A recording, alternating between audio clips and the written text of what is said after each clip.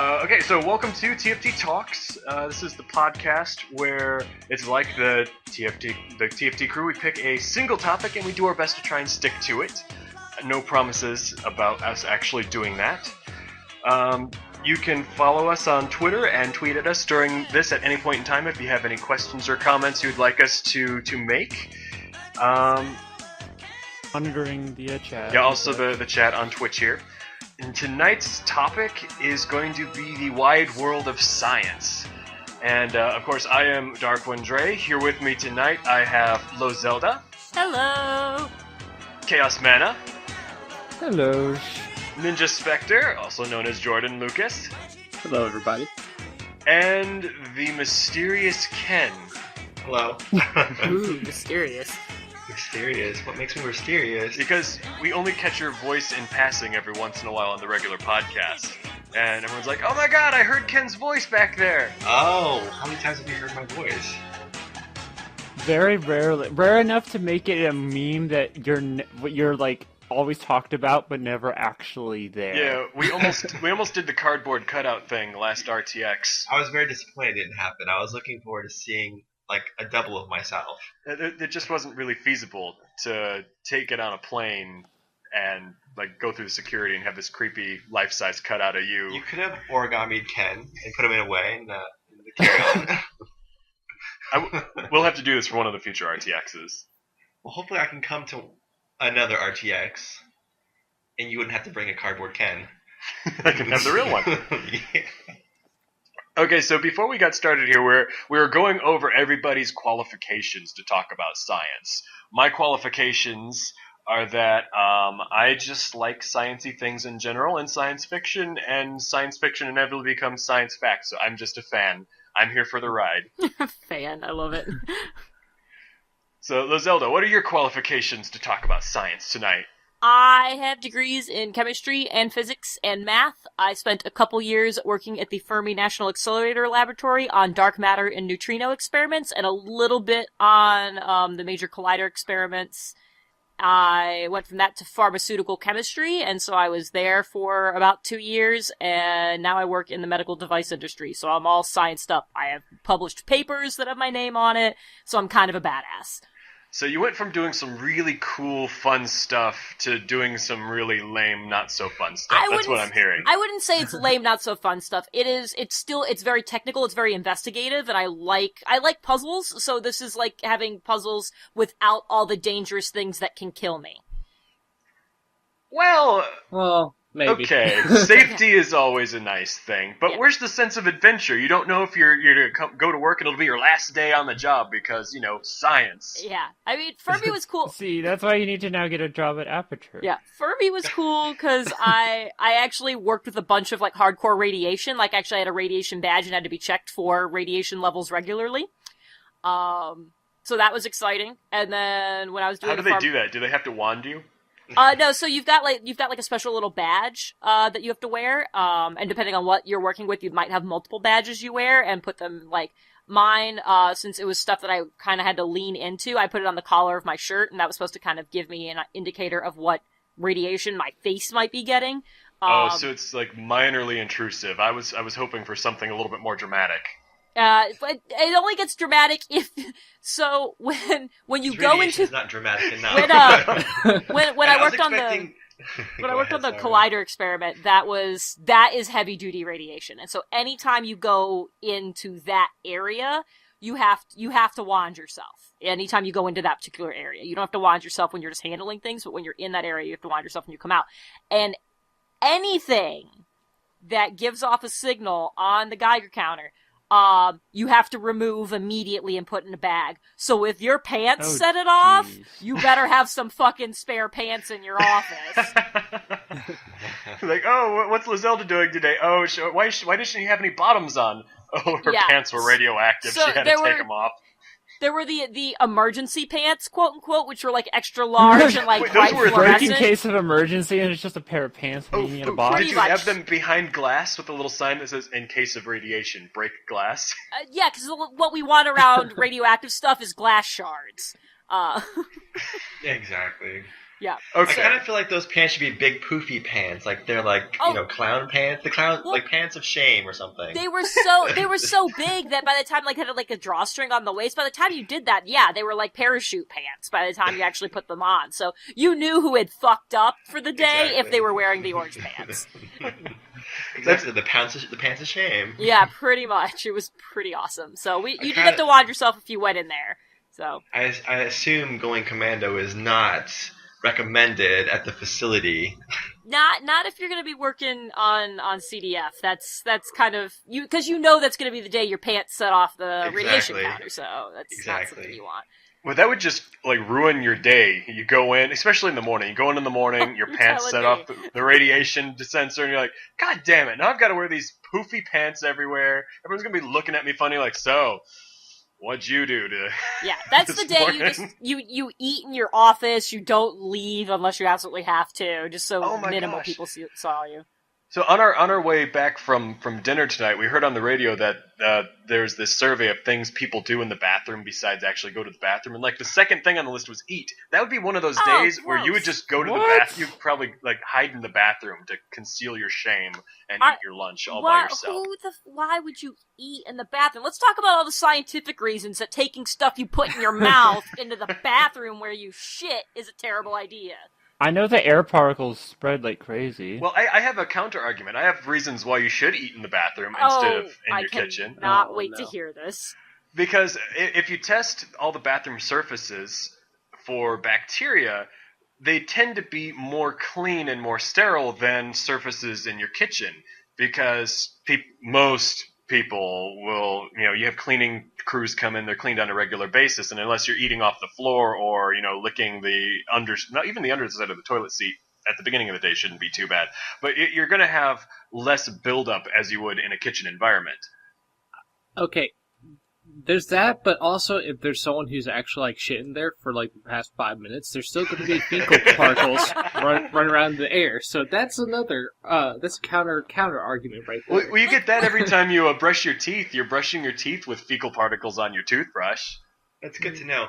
I just feel like besides the scientific bacterial fecal flying through the air, I just don't want to eat with that going on around me. No. I just think appetite-wise, it's not going to happen. I would never do it. I'm just saying that seems like one of those instances. And what does it mean by eating? Are you what sort of food do you bring into specifically to do that? Somebody's bringing in a pizza. I'm picturing on Mean Girls, where Lindsay Lohan she's eating a sandwich. So ashamed of being the new girl from Africa that she goes and she takes her tray and she sits it on her lap in the stall and she eats it there. So then maybe you're asking, what is the acceptable food to eat in a bathroom versus the unacceptable food to eat in a bathroom? I would probably say unacceptable is spaghetti. That's just it's messy to begin with. Why spaghetti of all things? I don't know. It's so porous. I feel like it would just absorb all this, the gross in the bathroom. I don't even know how to respond to any of this anymore.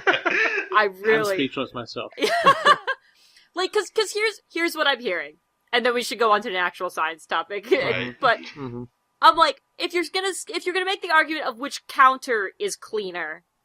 I don't know about you, I don't put my naked food down on a goddamn counter. So, I'm more concerned with the literal shit that's floating through the air than what's on my countertop. I've never actually heard that shit was floating in the air in the bathroom. Well, yeah. That's how you smell it. That's how it gets everywhere. That's a gas, though. Right? Well, there are also fecal particles floating around. That's how it gets on your toothbrush. Microscopic fecal particles. Yeah, poop particles. Every time you walk in the bathroom, you're inhaling sweet, sweet poop. You've ruined. He's gonna wear every single time I go into a bathroom now. He's gonna wear a mask. Smell bad. I'm gonna there's poop particles floating around in here. You're gonna get one of those. Are you gonna have to every time Derek destroys the bathroom, you're just gonna have to quarantine? Put red tape over it? I think I'll just use the other bathroom. Yeah, we have two bathrooms. So I'll say this is yours and this is mine. Don't ever come into mine. I'm gonna make this worse for you. Not only are there poop particles floating around in the air in your bathroom, but when you breathe them in, they're inside you now. You've got Dark's poop in your lungs. How does that make you feel? Quite privileged. You better feel privileged. Oh my god, okay. We're off Let's to go a on something classy else. start. So, continuing on, Chaos Mana, what are your qualifications for being here? I am playing Portal. No, I actually do like science. That was specifically when I was studying in science classes, college, and different stuff. I like doing I like biology was my best class in high school, and I'm here to help monitor the chat as well as joining the discussion with all the rest of you. So, I'm the fan. Well, I'm running the stream, and I'm also a big fan as well. I love it. Okay, and Ninja Spectre, what are your qualifications for being here tonight? Okay, I am a sophomore in college. Well, technically I should be already graduated, but I have studied 2 years for both bioengineering and for computer engineering and electronics and everything like that. So, so I'm double majoring, and I'm a sophomore for each. So, Ooh, lovely. Now, what's involved in bioengineering? That sounds really fun to me, but I'm not sure I understand what the actual term is. it's mostly dealing with biomedical, which is kind of like what Jen and Jen's husband got involved with, basically like medical equipment and all that. That's what they usually get into. And what do we call Jen's husband? Do we call him Mr. Zelda? People call him Mr. Zelda. People have called him Low Link since I'm Low Zelda. Low Link. Oh, that's pretty good. Yeah. So Low Link seems to be kind of the popular one. I try to avoid using his actual name because that confuses people. When I talk about, I talked to so and so today, and they're like, really? I'm like, no, not that one. So he shares a name with a certain member of the RT staff, and that confuses the shit out of people. So we just go with Low Link. Okay. That makes sense, and it's super cute. I like it.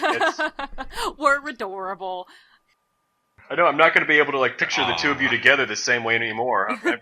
You need to get some fan art with the two of you together. There we go. I'll get someone working on that. The same one that did her most recent picture. I'm so glad I got Lauren. I love her art, so I was really excited that I have a rendition of myself by her now.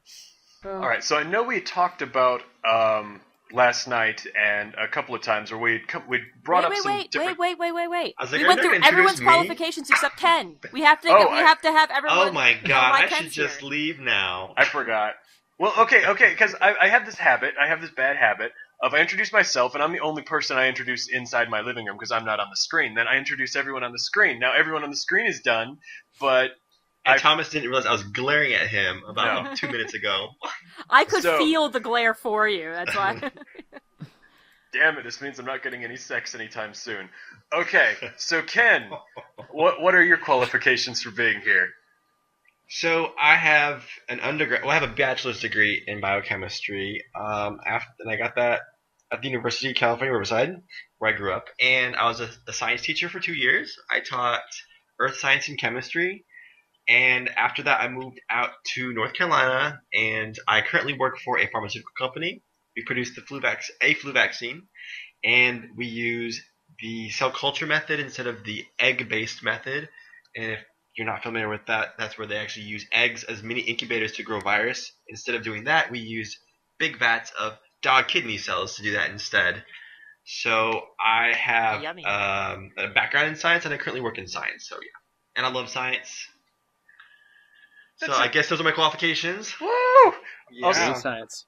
Also, because I live with him, I know this, that the facility that he works at is one of the few that's considered pandemic ready. Yeah, pandemic ready means that in the event of a flu pandemic issued from the government health agency, HHS or whomever, I'm not really sure who it come from, but if in the event of a flu pandemic being announced, we would be the facility in the country that would produce the dosages required to treat lots of people. I'm trying to actually remember the actual dose because we've never actually produced that much because we've never called it pandemic. But I want to say upwards of 150 million doses in 6 months is what we would be called to make. Wow. And the reason for that is because you use the cell culture method, which is scalable. Whereas with the chicken eggs, you can't just increase egg production overnight, whereas it's a little bit more flexible with the cell culture method. Yeah, so that makes sense. Mm-hmm. Yep. So So basically, you're not in a hospital in Texas, which is good because they weren't ready for anything. So yes, that is good. Do we want to start with Ebola? Do we want to go there? Actually, yes, because I want to know more about it, and like, because everyone's panicking and freaking out about it. So, what are the real facts about what's going on, what it is? The real facts: you're not gonna catch it. Well, so what It's do you really know? incredibly hard. What do you know first of all? Yeah, I guess that would be a good point. Chaos, you're the one that wants to visit this topic. So, what do you know of Ebola so far? We can go from there. Basically, all I know is one, that if you get it, it's very, very dangerous, and they don't really have a cure. At most, it's kind of just a quarantine situation. And I also know that it is very contagious, at least to touch. Not really airborne. I've heard it might be airborne, it might be not. Different stories on that. I also know that everyone's panicking about an outbreak of Ebola everywhere when really only one guy was coming over to the U.S. Like, it's very few cases overall, at least at the moment. Like, I want to put into perspective the number of Ebola cases that are currently in the U.S. More people have played Batman in movies than have Ebola. Yeah. Right. Yeah. And Like- actually, if you're going to be concerned about an outbreak, the flu is actually kills more people than Ebola does on a yearly basis. Like, it's still a higher priority there. It's just that the media's blown this one so much out of proportion. It blown it so much out of proportion when we first heard about it that, like, I have a vacation. I'm traveling to Texas at the end of November for a week, and I actually was like, from how it sounded, would it be dangerous to go in the airport? Like, those thoughts crossed my mind. I wasn't actually afraid, but that would be funny if I had to basically wear, like, a protection hazmat suit through an airport just to not get infected. I would like to see you try doing that, just to see if anyone calls you a terrorist and you wind up getting pulled aside by security. You should do that. Yeah. So I think, I mean, I have not done a lot of extensive reading on the Ebola, but from what I have heard is that you cannot contract Ebola from someone who is carrying Ebola. You can only contract Ebola from someone who is suffering the symptoms of advanced Ebola. Yeah, I've heard the same thing. So if the person has the fever, right? They have a fever. They're It's basically the fever. You have the fever. the Ebola fever. I mean, if you have that, you're vomiting, bodily fluids, you're bleeding out. Then those fluids, if they were to come in contact with you, they would be able to transmit the virus. But otherwise, the chances of getting Ebola by walking around normal, like people who are typically, who are not sick, asymptomatic, doesn't happen. Well, and there's also a reason why it's the nurses that you see that have gotten sick. I mean, the ones here in the United States have recovered because we've got much better healthcare facilities. But it's this is my current understanding anyway. I was told that it is only contractable through bodily fluids. So the only time it's actually airborne is if someone sneezes in front of you, and then you have their fluids flying through the air towards you. Yep. But that's still scary, though, because, how many people, sneeze and then, it gets on other surfaces and people touch that surface. Achoo, and then hi, how are you? I want to shake Yeah. your hand? But I'm just saying, like, statistically, that brings your chances of getting it really, really low, though. It's not like, again, not like the flu, where it can actually survive floating around in the air and you can get sick from it that way, where someone actually has to sneeze on you, like Resident Evil Plague style, in order for you to actually contract it, or you playing around in their blood or mucus or something like that, like a nurse might have to. Yeah. That totally came out wrong. Wait, what? Playing around.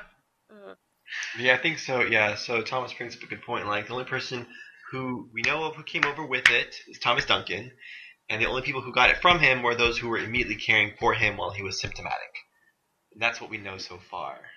And weren't the nurses like not even trained properly for that or something? Right. they weren't properly, also, like, they didn't have, like, the proper They didn't have equipment. Yeah. exactly. There was So- something like duct tape. They were using duct tape for something, weren't most medical professionals are trained in containment, loose containment, but not trained in quarantine, and rapid response kind of things. I'm trying to remember the word I'm actually looking for right now. It's like, that's a specialized kind of training, and it's a specialized kind of handling that has to happen, and it is expensive and time consuming. So usually in any given hospital, I don't want to say chain or hospital family, there will be a single kind of response team for stuff like that. So if somebody shows up that needs a quarantine procedure and does not show up at the hospital where there happens to be that team, nobody knows what the fuck to do. And That's not very encouraging at all. And it's because, and on the bright side, it's because it is so rare to have a situation like that, where that kind of knowledge and training is necessary. This is kind of a freak thing that happened, and the only reason it got as bad as it did is because that first guy, that Thomas Duncan dude, lied about where he was. When they were when they thought there might be a possibility of something Ebola-like, he said he had not been anywhere near a region where this was a possible threat, and it wasn't until he got really fucking sick that he was like, actually, yeah, I was over in wherever it was he was. It also doesn't help with the nurse who lied that she was, sick at all, and went to, it was like a, what do you call it? It's like a bachelorette party. Oh. And she went to a bachelorette party. I didn't hear about this. What? Yeah, it was a nurse in Dallas, too. Yeah, so here's the other problem we have, is so there's nurses who are just kind of like, whatever about it. The CDC also kind of fucked up a little bit, because what happened is for the first batch of medical professionals, nurses and doctors, and I think it's mostly been nurses, I don't think it's been actually, doctors, or at that point in time it hadn't been, they were known to have been in contact with him, and so they were monitoring them for Ebola. And so what's happening is they weren't putting them in full quarantine, and they were just supposed to kind of monitor themselves, because they're medical professionals. They should be able to do that. And they were supposed to contact the CDC if they were going to travel, or if they started experiencing any symptoms. And there was one, she went back to Ohio for a family reunion or something like that, and she called like she was supposed to, and they say, how do you feel? And she goes, I am running a fever. She's like, I'm at 100 degrees, but everything else is fine. And they went, you're probably okay, you can go. And 2 days later, she is full-blown Ebola. So, wow. That wasn't really the best response either. So, yeah. I think it's a lot of people. Everyone's quick to freak out about it, but anyone who has direct contact with it and can control the situation is just kind of going, nah, it's fine. So that's really not helping, and it's kind of adding to the media sensationalist fire that's going on there. So, I'd like to add one thing, because there's another nurse that they did put in quarantine. Oh, is this the one that was bitching up a storm? Yeah, she was bitching up a storm, you're violating my rights. You have a fucking deadly disease. Yeah. You don't have any more rights, in my opinion. I will point out that she definitely needs to be quarantined, but they literally gave her a bucket to shit in, and she can't take a shower. Okay, that's pretty bad. If you're gonna quarantine somebody, I would be bitching too. Yeah. Okay. I can understand being really upset about being quarantined when they literally set you up in a tent that doesn't have any kind of, they didn't give her any kind of space heater or any kind of air conditioning or whatever is appropriate for temperature control wherever it was she was. She's literally got a bucket that's got a plastic cover, they bought a toilet seat and just put that over a bucket. And that's what she's having to go to the bathroom. How did they change out the bucket? Did they just slide it? She doesn't have a shower. She was in the parking lot, right, with this tent, I think. I'm not sure they're changing out the bucket. Yeah. Which would also be a reason. They probably just threw a fire into it whenever she was done with it. But I kind of disagree with that. I feel like they quarantining, that's even the right word, was a human rights violation, right? That is above and beyond what the CDC recommended. And I felt like they were just kind of going crazy with that. Because they can't do that with everybody. They can't do that with everybody. If you're talking about the flu or something like that spreads so easily, when you're talking about something that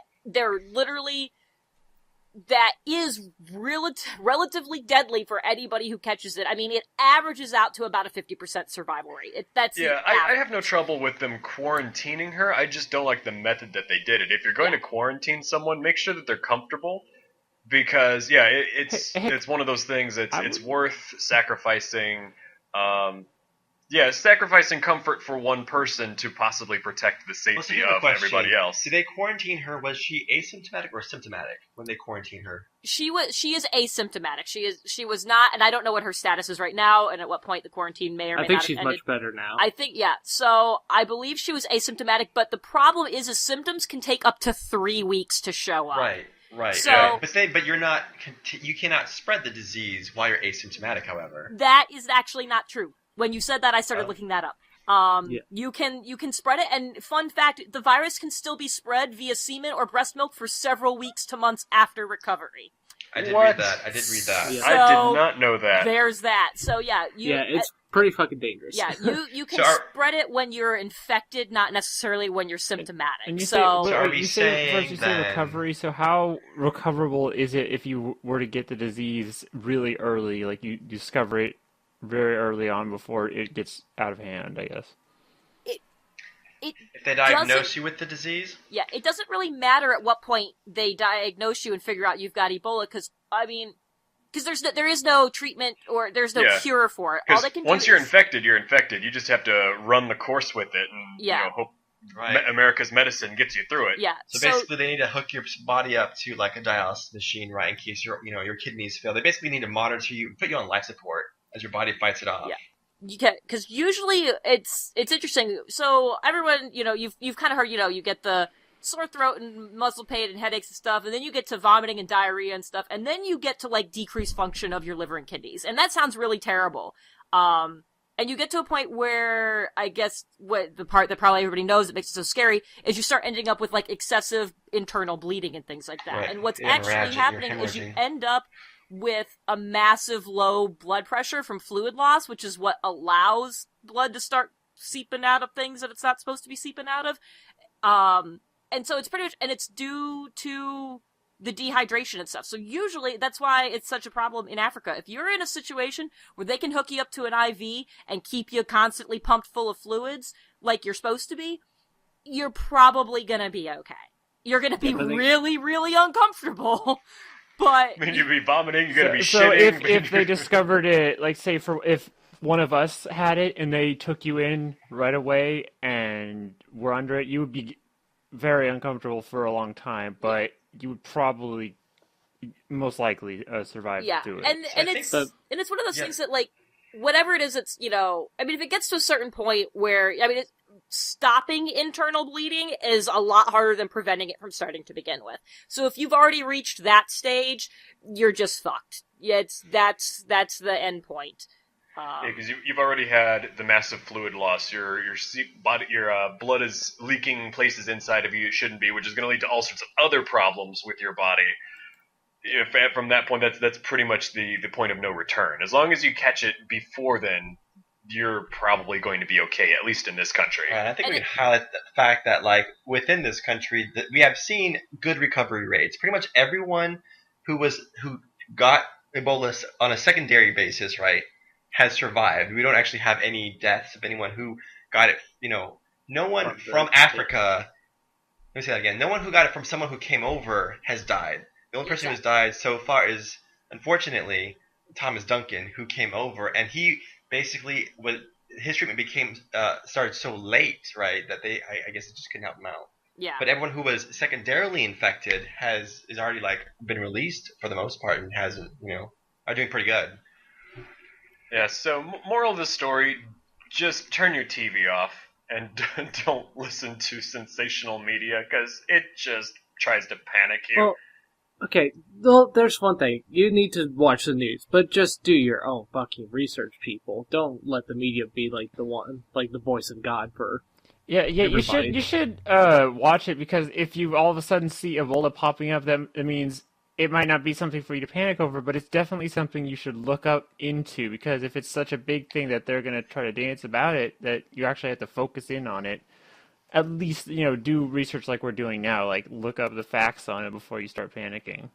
Right, I mean, education's the best thing, right? I mean, I think the problem in Africa is they lack basic education about Ebola, and in fact, there's a lot of stigma. Well, yeah, because they think that the Americans are the ones that are spreading it around, so they don't go to the treatment centers, and it's just a mess. Well, it doesn't help too when you have was it Kofi? Is it Kofi Annan or some guy from the UN? Who is saying that U.S. is the cause of AIDS and everything in Africa? It doesn't help when you have the UN saying that about us as well. It's like, come on. Yeah, misinformation never never is good for anybody. That's one more thing that was kind of scary with what's usually more deadly are than the virus itself are the people who react to news of the virus. I think they spoke about this on the RT podcast at one point, where they had a bunch of people who were in a hospital area, like a medical area, but people outside in the village were basically saying these people are just trying to steal our blood. We need to go and liberate these people from the American devils or whatever they were saying. So they literally broke down the walls of the medical facility to rescue, quote unquote, these people. Oh, dance party. So these people who had Ebola ended up and were getting cured ended up spreading it to just more people because the people trying to save them were idiots. Well, and also there's the way I was watching an episode of Ask a Mortician. I think that's where I got this from. The death culture in Africa is also considerably different than it is in America, where we're very disconnected from our dead. We send them to a funeral home, they get embalmed. The funeral director is really the only one that comes in contact with bodily fluids, and even then they've got a super protective suit on because they work with all the chemicals and everything. But in Africa, it's very hands-on. The family is the one that they wash the body, they clean it, they they'll kiss the person goodbye after they're dead, that type of thing. So someone who has died of Ebola, even after they wipe their face off, if they're still putting their mouth on the dead person's mouth who has contracted the disease, they're pretty much giving themselves the virus from these death practices.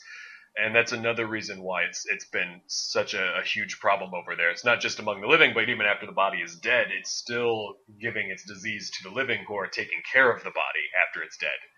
Yeah. The more you know, right? The more you know. Ding!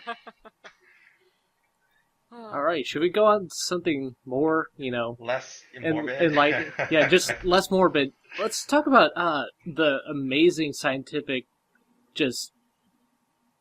obstacle that we just overcame recently with the comet landing a probe on a comet.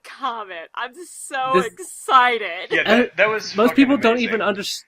Most people don't even understand how the logistics of it were just fantastic and required so much math. I know I did not do well at math, but listening to people talk about it, and it had a slingshot around. Was it 2 or 3 planets? I know it had a slingshot around Earth twice. The satellite did to get in orbit around the comet.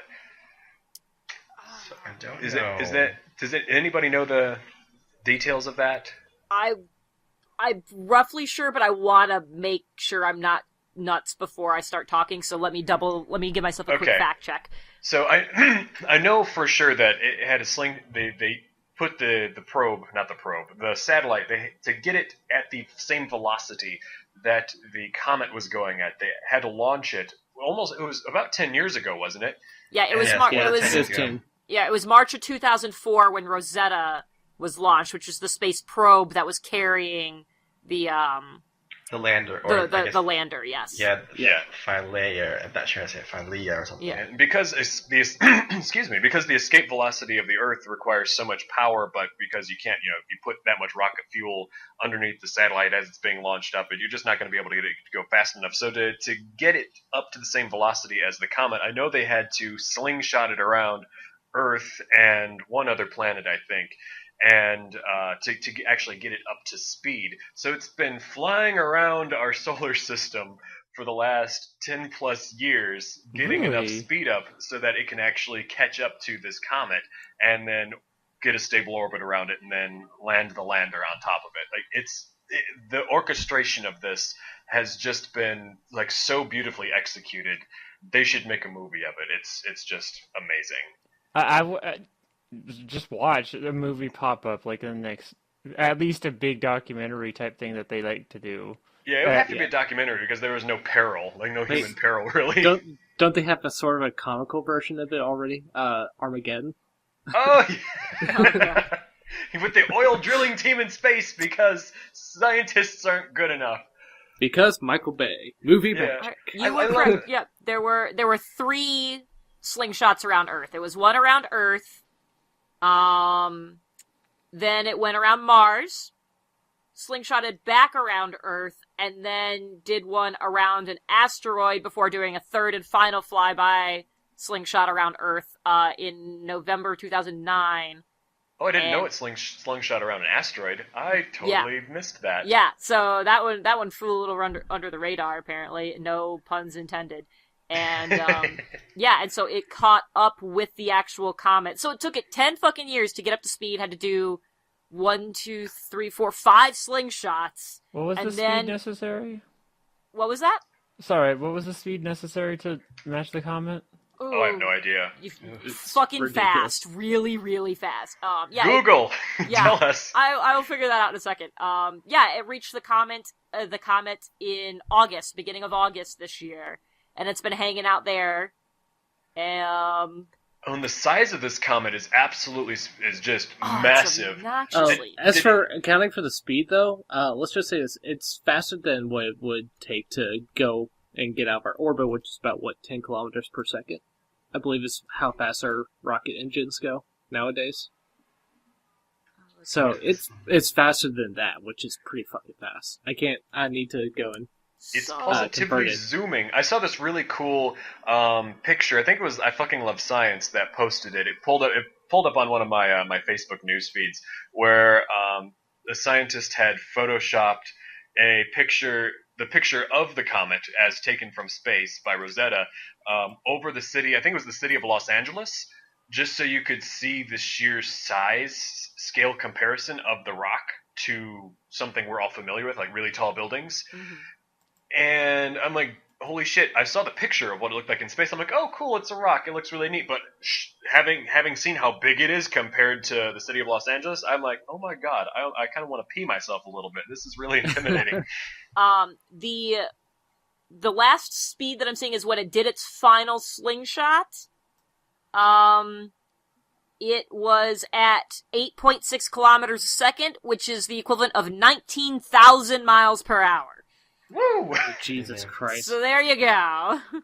19,000 miles an hour.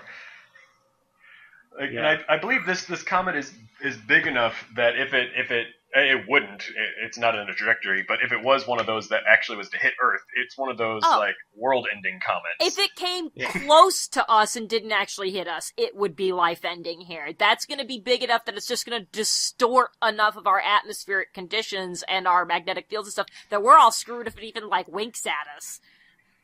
You're like, hi guys! Oh, bye guys, I'm sorry, you're all dead. Yeah. So what was the speed that you had over there? The speed was 19,000. Mile. What was the units on that? 19,000 miles per hour. It's 8.6 kilometers a second. So I just pulled up a reference saying that the space, the comet. Does anyone know what the comet's name is? It's like some kind of P something, right? I just refer to it. 67P. Yeah, I refer to it as 67P, right? Rosetta's comet. Yeah, So- it's 67P, and then it has a Russian name after it, and I'm not. Right. Everyone It's just calls it super lame. 67P. So Call it And- Rosetta's comet. It's better. I so do. According, Go ahead. According to this reference, the comet itself is orbiting around the sun at 34,000 miles per hour. So I know, like, whatever vector this spacecraft came in, whatever that was, right now the lander is going 34,000 miles per hour around the sun. Yeah, which is totally insane. Right. So And also more than 300 million miles away. Yeah. And I think we should give props to the European Space Agency. I don't know if people knew that. Golf clap. I heard some people thought that it came from NASA, and I was like, no, this is No, not they- NASA's Yeah, it's the probe. European They had a Space chance to go in on it, though, but then they have to pull out. No pun intended. Yeah, no pun intended. yeah, I think they were planning on it, but they couldn't get the necessary funding to be a part of it, so they just weren't. So, and I cannot imagine what it's like sitting at NASA, like being one of those guys who's responsible for that decision, sitting at his desk going, God damn it, we so should have done that. Yeah, I don't think it's really NASA's problem. I think it's more the fact that our government defunded NASA. Yeah. Oh, yeah. And that's an entirely different That's thing. one thing that I'm always going to be pissed off about. I didn't realize this because I've always loved NASA and everything that they do, but apparently there's this stigma amongst the general uneducated masses that the government is wasting just massive amounts of money on space exploration. And like I looked up the statistics on it at one point in time, and even at the peak of the space race, NASA was only allocated like 2% of the government's budget at the peak of its spending. So like the fact that there's this idea that people think, oh, we need to focus more on solving our own problems here in this country versus funding these wild space explorations. Oh my god! Considering that so the last stupid. time we went to the with our space, the space race back in the 1960s and on. Back before any of us were born. Because of that space race, we got so many great things We got out there. microwaves. Like for instance, microwaves. For instance, like MRIs. What's another one? You can't forget GPS. memory foam. That's memory probably foam. the best one of all. It's changed so many lives. Memory foam. WD-40. Oh yeah, that Yeah. too. I forgot. We about would all be WD-40. fucked, and duct tape. Like, we would all be fucked without WD-40 and duct tape. Those are the two things that fix everything. Right. If it's not moving and it should, WD-40. If it's moving and it shouldn't, duct tape. And that solves all of your problems. Can't you even use WD-40 to de-ice your locks in a pinch? I don't know. I will have to Also never look tried. into that, yeah. Lazelda, you're up there in Michigan. Try it this year. Let us know. I'll try it tomorrow morning, god damn it. Ugh. So we got WD-40 and duct tape from NASA, or from space exploration in general, right? Yeah, and Yeah. memory foam and microwaves and. I don't know. I just think it's kind of neat that WD-40 and duct tape, they're great at doing what they do, but put those things together, and what do you have? Nothing at all. I think they cancel each other out. They do, They yeah. completely cancel each other out. You One spray- makes it stick, and one makes it not stick. So, Oh my god, that's brilliant. isn't it though? So, according to Wikipedia, in 2013, the NASA budget was only 0.49% of the federal budget. 0.49%? So less than 0.5% of the federal budget went to NASA. Ugh. Yeah, that's just really sad. Which, if I want to give you value numbers, let's see. So nominal dollars, $16.8 million in nominal value. I'm not sure what that means, but What? 16. Yeah, that's it. So you're telling me there's a quarterback out there who's making more money than NASA? Who's Yes. getting more money than NASA does? To put That's into perspective, absolutely. I'm gonna go Yeah. cry now. I That don't want shows to live how- on this I planet didn't. anymore. I didn't know it was that bad. I know there's big cutting, but I would have think in order to run it even efficiently, you got to be having at least a little bit more than that. It's like one person, Taylor in an Swift entire makes more company money than full of NASA. working scientists. They're building shit out of Legos and Kinects, and that's all their budget allows for. Okay, no wonder here- Lego has become so popular Oh, these yeah. days. Here, I got a list of all the technologies that were spun off because of NASA. Ooh. LEDs, Really? infrared ear thermometers, ventricular assist device, artificial limbs, invisible braces, scratch-resistant lenses, space blankets, which are used for heating and very cold temperatures. Wait, did you just say face blankets? No, space. Oh, Face blanket. I was like face blankets. That's what you call a ski mask, I Rosella. want one. All right, continue. Let's see, aircraft anti-icing systems, highway safety, improved radial tires, chemical detection, video enhancing analysis systems, fire-resistant reinforcement, firefighting equipment, temper foam, enriched baby food, portable cordless vacuums, Oh my God. freeze drying, water purification, solar cells, pollution remediation. So- And it goes on and on and on. And yeah, so we need more innovation like this. Like this is something that resources still need to be poured into. Like this is where it's at. Yeah, It and always even has then, been.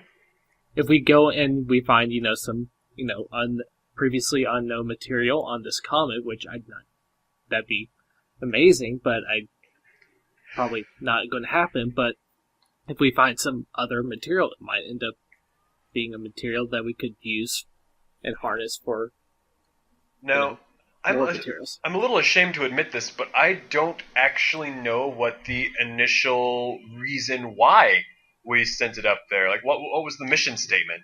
What was the mission purpose of? Yeah.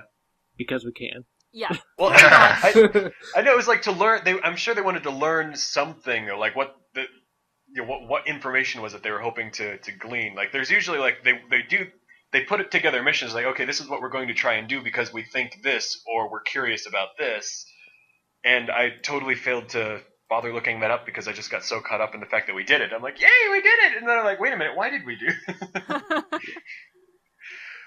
But so I don't know that, but I did not get a chance to read this article because I just saw it right before I left for work this morning. But apparently, Rosetta's comet is making some sort of strange noise. Like the probe there is detecting strange noises coming from the comet itself. I think they use the term the comet is singing, and they're picking up that signal there from it. Did they say it was a vibration? No, they said noise. That's what the headline said. You can't trust headlines because they mislead. But they said noise. So Google it. You've got the machine. Google machine. Yeah, I'm working on it right now. I found an article called "The Singing Comet," so I'm trying to read through this real quick. Singing comet detected by Rosetta. Okay, is pure science weirdness. Pure science weirdness. Oh, yeah, you heard it science here weirdness. first. So the song was detected by a magnometer experiment on Rosetta as it approached the comet and deployed the Philae to land on its surface. ESA, the European Space Agency, said that the music is oscillations in the magnetic field in the comet's environment. Oh, that's an interesting phenomenon. So does that mean it has a magnetic field? It has to have some kind of magnetic field because, I mean, part of we have this Rosetta is orbiting the comet, so it's got to have a magnetic field to be able to, or some kind of magnetic and gravitational field, because gravity itself is not going to hold it there. So my understanding is part of what was holding it there was going to be the magnetic field. Yeah, and not the harpoons. No, I think it's pretty badass. So because there's the rover, and then there's the Rosetta satellite. So Rosetta is continuing to orbit the comet, and then Philae, or however we're saying it, is on the surface. So they're both there taking measurements of the comet, one from orbit and one from the surface. So is it the probe on the surface that has the harpoon? Yes, the probe on the surface has the harpoon. I believe it has two harpoons because, the keep gravity it from drifting off and bouncing, basically. I mean, this thing basically fell, if you could think about it, because it has a little bit of gravity. I don't know how much it does, but it fell towards the comet. And then the concern was, as soon as it hit the surface of the comet, it was going to bounce off. So basically, upon land, I guess we can call it a landing, it was to deploy the harpoons into the surface of the comet to pull itself in. But apparently that did fail. The harpoons did not properly function. Oh my gosh. And so it did bounce, and we did end up on the comet, but it did bounce. So I missed the part about the bounce. That would have. I'm picturing this in my head, and actually, it's unfolding really funny. Like I can imagine the guys in Europe watching the data come back from this, like, oh my god, our probe is bouncing on the comet. What the fuck are we gonna do if it breaks after 10 years? I can only imagine because there was a 30-minute gap between when the rover was supposed to land and when we would find out about it. I cannot imagine having been on that team of people who put this together, and you're like, the last 10 years of my life are coming down to this 30 minutes of silence. What am I, like, what if we had gotten, like, what if no signal ever came? Like, what would it be like to be one of those people? They would be flipping every table in that facility and then drinking themselves into a coma at the end of the day. I just want to know what it would be like if, like, they just sat there and saw, like, I wonder if does the probe have a camera on it? Oh, like, yeah, could they actually see the comet? It's got a bunch of cameras. Imagine when the comet actually came into view, and they're just probably, like, bored, just sitting there, like, oh, when's it going to come to view? Comet!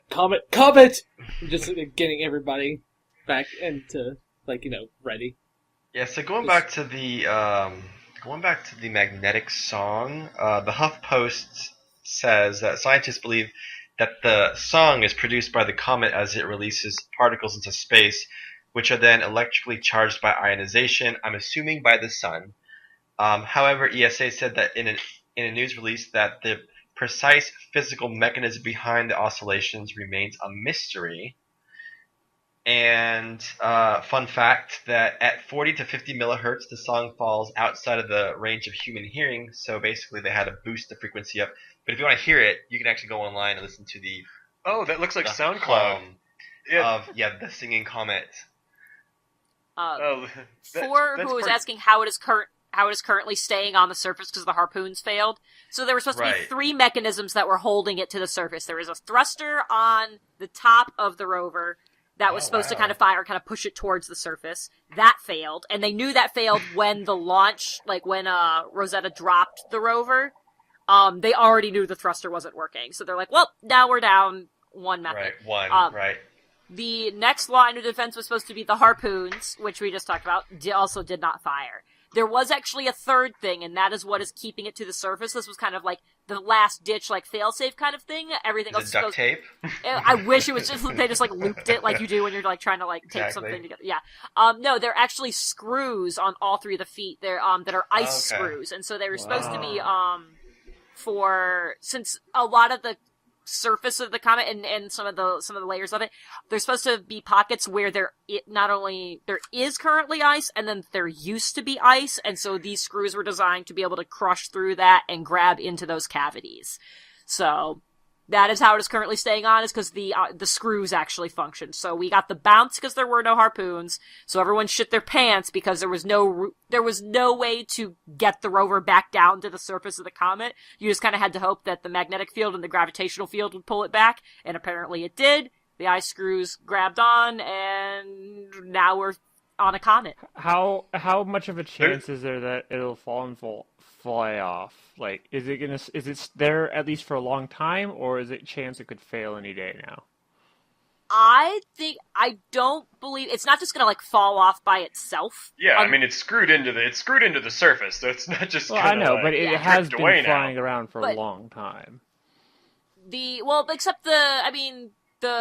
has it. The rover's been all cooped up in a the rover's been all cooped up in a nice little chamber for 10 years.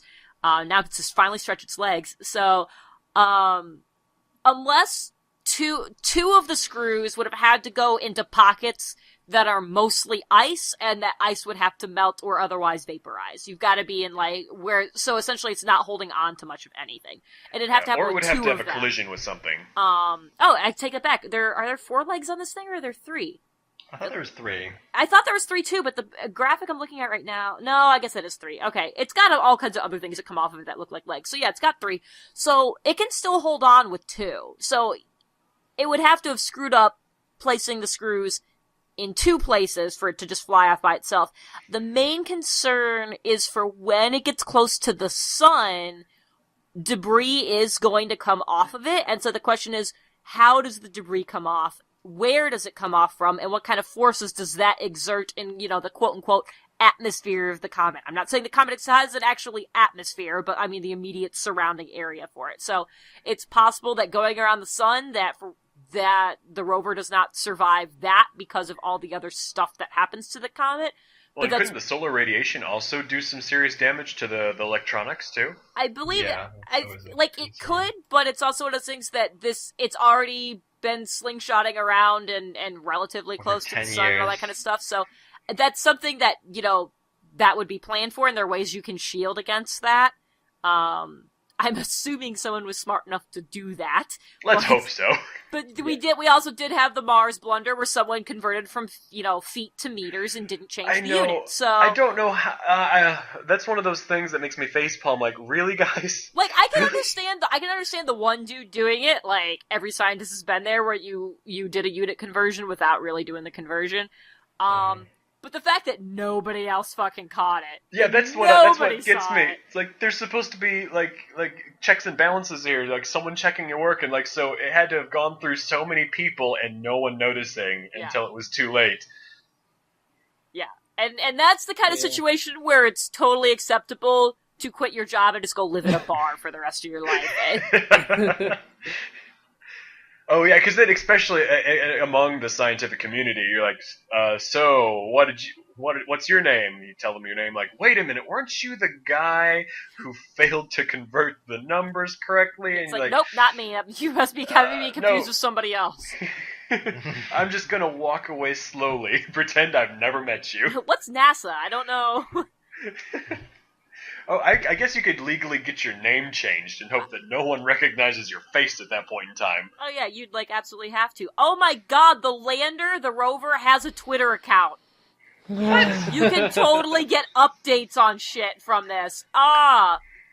So the rover that was launched into space before Twitter ever existed has its own Twitter account. That's a really clever idea to help people that aren't That's exactly awesome. keeping up with scientific documents to still. This is not like a satirical. Well, No, I know, it's that's like, awesome. actually, it looks like it's some of the pictures. But That's speaking a of great that, I'll thing. tell you what I am actually kind of proud of. Oh my god. So we had we talked about this on the podcast last night. With a certain someone's ass breaking the internet. But I checked on Twitter after that because I saw someone comment about how this is so sad. Like, we just landed a probe on a comet and everyone is talking about this bitch's ass. But I checked Twitter and the number one trending topic was the landing. Was Good. the probe landing. Good. That was the Yeah. number one topic. I'm like, oh my god, there could be hope for humanity. I mean, Kardashian's ass was number 2 right underneath that, and then also number 5 and number 6 and number 7. But the probe was number 1. I'm like, yes, people are actually concerned about this. Just people don't talk about a certain person's ass. Just don't even mention it, because if you don't mention it, they don't get any attention whatsoever. So just let's focus on the thing that's actually, we're proud of. Showing off once in a while. It's beautiful. I will take this as a victory because there's so few and far between. So I do want to point out, Aaron has drawn my attention to the fact that not only does the rover have a Twitter account, so does Rosetta, the actual satellite that's orbiting it. So Oh, fantastic! I need to follow this. How often does it? So how often I put are both of them tweets in the- generated? Oh, you did. yeah, they're both Thank in the you. they're both in the Skype chat and they're both in the Twitch chat. And we'll put them in Seems the like link one dump every later hour. for you guys listening from the future. We'll put them in the link dump for you. Yeah, this is really cool. Oh my god, there's a picture from Rosetta of the rover on its way down. That is such a cool fucking photo. It's blurry, but it's so awesome. Oh my It's god. like, my baby! I'm My baby! so happy right now. Yay. Alright. I love science. The fact that we were able to do this, it makes me really happy that it took that long. Like all the flying of the entire plane, and it actually worked. That it was made that long ago, and it still landed, and it's still going right now to the point where we can follow like the different, I guess, discoveries that it's making and what's actually going to happen to it. Like that makes me really excited that they could go further and try. Hopefully, if they actually get funding, try other things. So here's a fun fact about this. I was just looking it up. So I was really curious how much gravity is provided by the comet, and according to the ESA, that the gravitational pull of the comet itself is several 100,000 times weaker than on Earth. That's So to be expected. That's to be expected. And that's why we had the harpoon, we had the screws in the landing struts, and then we had the thruster on top of the probe. But then the question is, well, how does the Rosetta satellite remain in orbit? And I put that in quotation marks, air quotes. Yeah, he's making the finger orbit quotes with his around the comet. So the satellite does orbit, but it has triangular orbits around the comet, because it basically cheats by firing its thrusters, I guess 3 times as it goes around the comet in a kind of artificial orbit, because there's not enough gravity coming from this comet to actually create a true orbit. Oh, so how much fuel does it have left for its thrusters till it drifts away forever? That's definitely a concern, right? Because it has to use fuel to do these burns around the comet. So I think just the logistics of staying in orbit, right, and landing a probe on something that doesn't have gravity is amazing.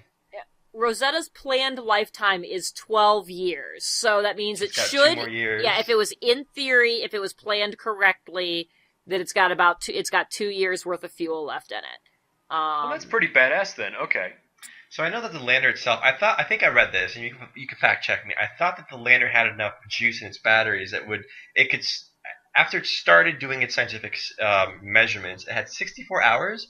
I think I read that somewhere before it basically runs out of power, and then it has to it has onboard solar panels, and it'll basically absorb enough energy over the course of a couple of days to run an experiment or two over the course of an hour, and then shut itself or put itself in a low power mode again, gather enough energy for another hour in a couple of days, and it's just kind of do this like sporadic measurements over the So it'll kind of be like what Curiosity is doing on Mars, only at a glacial pace. Right, because a lot more. I mean, how far is this comet from the sun? I mean, because I know that like on Mars, it's further from the sun than Earth is, but there is still a sunrise, sunset. Oh boy! Like, I wonder how far the comet is. We did say I think. What?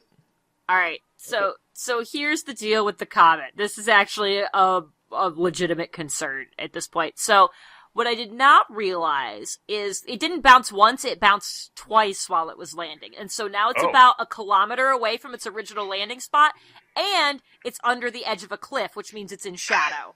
Oh, shit! So, and Poor bonus, probe. only 2 of its legs are actually anchored. It's on a surface, so the third ice screw isn't actually in anything. It's So teetering. it's only Oh, held shit. on by 2 legs, and it's sitting in a shadow, so it's limiting the sunlight that it can reach its solar panels to just 90 minutes every 12 hours. Wow, it's like It landed with... fate just hated this thing. Yeah, it landed with enough power to run for 2 days. And let's see, and it is unlikely the solar power it is receiving will keep it alive. So right now they're trying to figure out what... So it's not, What to enough do? even while turning it off as low as you can. It's still not enough to keep up with the power demand. Yeah, I mean, it's a lot of demanding systems on it, and I believe that communication is set up so it's essentially that it's one way that we can get information, but we can't do much with the rover. Especially with the delay that happens, we're not going to know it's active until 30 minutes after it's active, and so if it's only got 30 minutes worth of power, we can't be like, oh, send a signal. Then it's an hour later, and it's not going to be on anymore. So even if they could communicate with it and say, okay, we'll shut off these systems, which I don't think they can do, there's enough of a delay where they can't actually even really do that. So... That's so tragic. I kind of feel bad for the poor thing. I know it's not alive, but for some reason I actually feel bad for the poor thing. It traveled all this time, all these years, for 2 days of life on the surface of the comet. So... Okay, I got a question for you, Jen. Yeah. You said that the fuel lifespan for the For Rosetta yeah. is 12 years, but how much of the fuel did it actually use? Because with gravitational slingshots, you don't really actually need a whole lot of fuel. Right. Like, it actually conserves fuel going around. Is the 12 years accounting for the gravitational slingshot, or is that... I would assume, I'm actually on the ESA website, looking at this, so ESA is saying it was planned to be a 12-year mission, and so it's one of those things that with all the math that had to go into doing the slingshot successfully, again, it's one of those assumptions that I'm having to make that somebody was smart enough to go, okay, well, we don't need a lot of fuel for that. So, what's odd is it's saying it was supposed to be a 12-year mission, but it also says the mission was slated to, technically the mission is done December of 2015, not 16. Oh. So I think they might have even planned for 12 years as a precaution.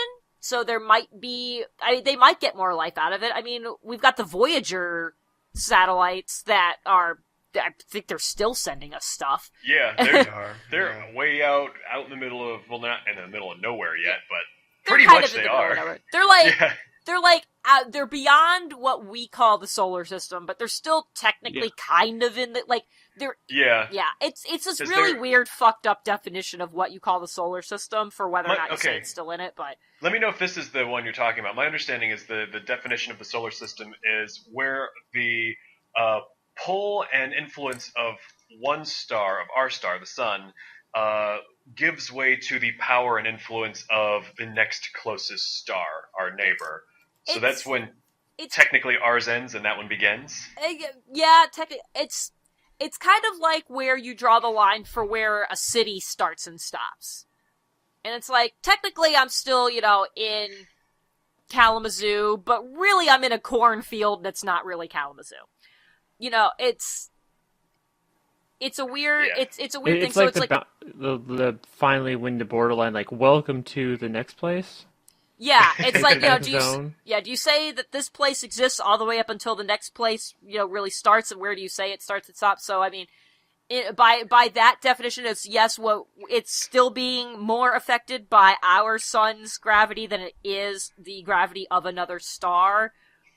But really, for all intents and purposes, it's not really in what what normal people, what regular people think of as the solar system. It's beyond that. So, yeah, it's way past the little non-planet Pluto. Yeah, don't get me. We could dedicate a whole podcast to the Pluto thing. I'm dead serious. We should. We need to do this again because we've officially gone over an hour now.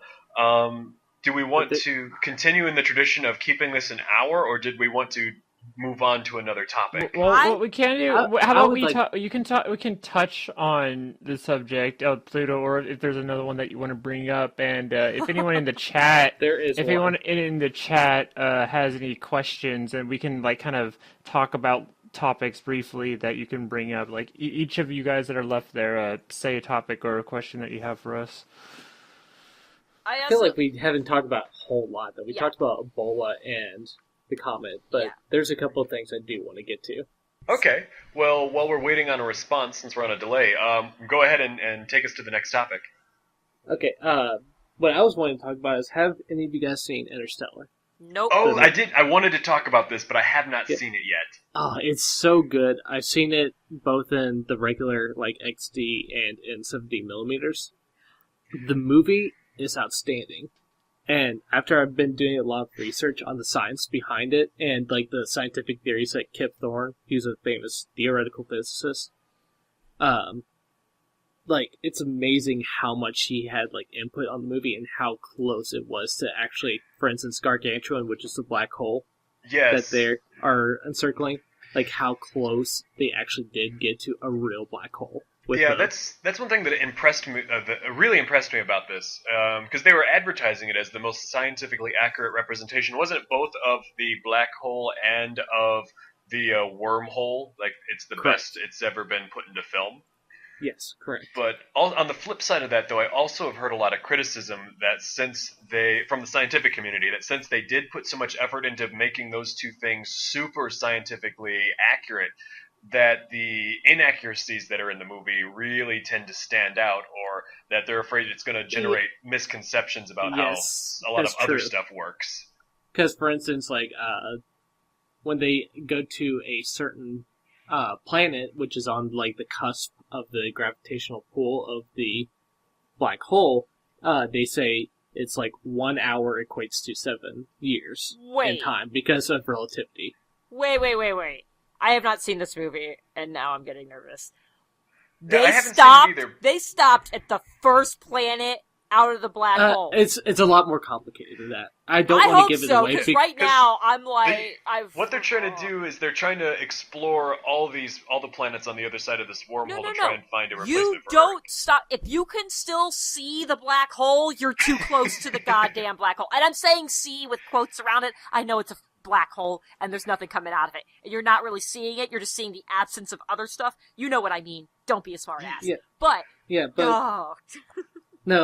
but that is one of the things that they do about as like, inaccuracies. But like one of the inaccuracies I know of there's a particular planet that's they have like tidal waves that come in. That's actually true. Yeah, but their representation of those waves is not true. In the movie, I saw the snippets where it's like this big wall of water coming up out of nowhere, whereas in reality, it would be like the tidal forces of Earth that come in. It would be this gradual bulge that you would pass through. It wouldn't be this just wall of water out of nowhere. Yeah, but then again, you're also messing with much greater forces than, our moon and sun put together. Because when you have our tides, it's not just the moon that's affecting it. It's both the solar and the lunar gravitational pulls. But for this, you're messing with a black hole, which is a much stronger force than, both of those put together 1,000 times over. This is true. I just brought that one up because it was in one of the papers that I had read about it. It was a movie review, but by a scientist, and that was one of the things that they had pointed out. I'm like, because but is a scientist a theoretical physicist? Because I don't know. I really don't know. Every single theoretical physicist, like for instance Neil deGrasse Tyson, was like, yeah, that's actually he got that one right. So really, okay, so that makes me feel a little bit better then. Yeah, but Neil deGrasse Tyson. Sorry, go ahead. Neil deGrasse Tyson is not, gospel or anything, but still. But he's he is vouching fucking for it, though, awesome. so. I love him. Yeah, I mean, he's vouching for it. So that as long as he's like, oh yeah, that's a good enough representation of it, then that makes me feel a bit better. Yeah.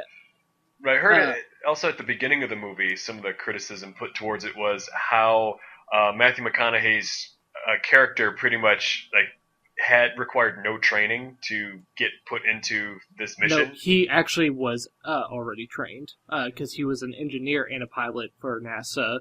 I think 20 years beforehand.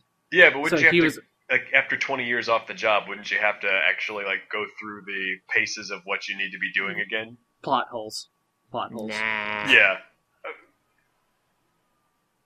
That's something that would bother me. I'm not as... It's I'm plot just convenience. You have it in every single fictional movie. See, because I'm a movie critic myself. I'm not so much a scientific critic snob. I fucking love Jurassic Park, even though I know it's completely impossible. But and it's got gaping plot holes, and that they do bother me. So it's stuff like that actually bothers me more than the possible inaccuracies what of movie tidal doesn't forces. have plot? I know, it's so sad. I wish there was the perfect movie that didn't have any plot holes. I don't know. How to Train Your Dragon was pretty good. I loved that one. Wait, one or two? I actually haven't seen 2 yet because I'm a failure. Oh, 2 is pretty good. 2 is pretty good, but I liked 1 better than 2. Shit! I'm gonna interrupt for a minute. Everyone needs to say hi, because apparently my brother-in-law is watching, the one who's currently deployed. Hey. Oh, really? Hi, Lozelda's Hello. cousin, brother-in-law. Hey. Sorry, Cousin cousin. So Yeah, I got a text from fucked that one I got a up. text from my Where's he? sister-in-law. So hi, Corey. Thank you for listening. I cannot That's wait his to name. see you Hi, soon. Corey. So where is he deployed? In places. He's in places. In places. He's we in got places. it. He's Got it. on Yeah, a that's as much as carrier. you're allowed to and- say. Understood. Yeah. If she says any more, she will be murdered in Yeah. her sleep. So Yeah, let's I don't not- know much more than that, other than that he's on a carrier, and in theory, he's on his way back home. So Okay, Well- come home to us. Wait, now we have to come up with a name for him now because we have Lozelda and we have Lolink. Does it's like Zelda have any family in? So in the games? because Miss Saxist that shows up in our chat, that's my sister-in-law. So we'll come up with a play on that, and that will be his name. We'll figure something out. He could be Mr. Saxist. I don't know. So Mr. Saxton. I actually really like that. So That is actually really good. Yep. It's let's call him if Mr. he's Saxton. being deployed, what if he was Sergeant Sexist? sorry. Oh, I don't know.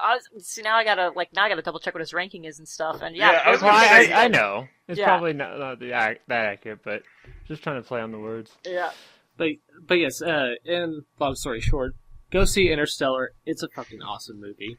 Yeah, I'm And- hoping to see it this weekend, so maybe we can go see it. And really if you're near a 70mm capable theater, please go and see it there because 70mm is so much better. And Yeah, it's also we've got an a real- IMAX here in Raleigh. We'll have to go to the IMAX. Yeah, is it a real IMAX or is it a It quote is- unquote IMAX? So it is a actual real IMAX. Yeah, it's not Okay. a quote unquote. It's not a Limax. It's an IMAX. It's a IMAX, not a Limax. And Okay. actually, Ken was considering getting one of those Super Pass. the Super Pass things, but we'd have to see 6 movies there in a year in order to even pay for itself. So we decided not to. But we did consider it because it's really close to our house. Yeah, I had to go to Indianapolis, which is 2 hours away for me to go see in 70 Wow, millimeters. So that's dedication. I really wanted to see it because I had heard so much that it was actually you get the full experience out of it, and also I like the real IMAX experience because they don't, place way too many subwoofers in the theater, so you can't hear the fucking Yep. dialogue Yep. like I experienced with XD. Did I could not hear dialogue at all. Did you go see Gravity at the IMAX? No, I didn't. I watched it on Blu-ray, but I still hated the movie anyways. Oh. I enjoyed the adventure of that movie. I didn't like... I watched it more for Sandra Bullock's character. I thought that her character arc was really good. But yeah, I just have to pretend it's a fantasy movie, pretending to be a science fiction movie. Yeah. But aside from that, I really enjoyed the whole like roller coaster ride that was the movie. I was hoping... I wanted to see them actually turn that one into a theme park ride, like a 2-hour theme park ride where the seats are moving and like stuff is being blown at you. In the right direction, at least. Yeah. Has anyone in the chat given us any questions, or are they questionless today? So Wartburg brought up something that I'm putting on our list to talk about next time, because I could go on forever about climate change. So we actually have enough content with Pluto and climate change to have science too. Yep. So, there will be multiple sciences. So, I think we're okay for now. I think we need to actually like start keeping a list of things we want to talk about. So, yeah, Pluto and climate change are going on the list for next time for sure. Wait, so who's officially keeping track of this list? Do I need to write it down? No, I will totally do this. I'm the one. I'm legitimately wearing my lab coat right now just for shits and giggles. So I know you told me you were going to be. I'm really excited. Yeah. So I got this. Climate change and Pluto. Anything else we want to talk about next time? Or any there more? Probably is. Anything else in the chat? Any other questions? So we can always add things as it happens. But yeah, I definitely want to talk about those too. Or anybody listening in from the future, if you have questions you would like us to tackle, tweet them to us at the forum thread on Twitter. We will definitely check that out, and we will definitely make sure we answer them eventually in the not too distant near future. Not too distant future. That'll be perfect. And we have two TFT talks to release, so it'll be a little bit before we record the next one, but it will come in the near future, and it might be the next one unless another more prevalent topic comes up in between the two times. So everyone should look forward to the next Science Cast. Woo, Science Cast! So thank you, everybody. Oh, go ahead, Jordan. Sorry. Oh, and just to let everybody know, there is a book for Interstellar that I am reading right now that has everything, all science about that is put into the film. That's like, for instance, the wormhole theories that Kipling uses. Ken, we need to use this book. Yeah, it's literally called The Science of Interstellar. So it's in Barnes & Noble, everywhere. I mean, if we get the hardcover version, that'll go really well next to the Future Skyscrapers book that we have. Mm-hmm. All right, everybody. So we thank you for joining us tonight. Those of you who are joining us live, and those of you joining us in the future. As we said, we'll be doing this again soon. And with that, we will bid you all a good night. See you next time. Bye.